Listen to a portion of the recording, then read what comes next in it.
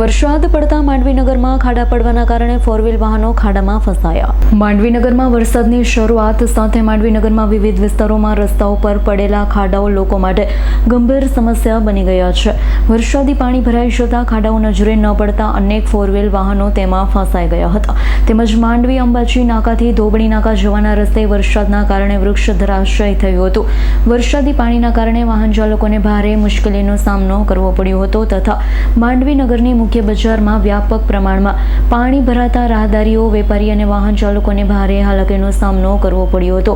ખાડા પડવા કારણે ફોર વ્હીલ વાહનો ખાડા ફસાયા હતા અને ટ્રાફિક જામની સ્થિતિ સર્જાઈ હતી। વાહનો ખાડામાં ફસાવાના કારણે સ્થાનિક નાગરિકોની મદદથી વાહનોને ખાડામાંથી બહાર કાઢવાની ફરજ પડી હતી। વરસાદી માહોલ વચ્ચે નગરના માર્ગોની નબળી સ્થિતિ ફરી એકવાર ચર્ચાનો વિષય બની છે। જીતેન્દ્ર સોલંકીનો રિપોર્ટ, S9 ન્યૂઝ, માંડવી। અમારી તમામ માહિતીથી અપડેટ રહેવા માટે જોડાયેલા રહો S9 ન્યૂઝ સાથે।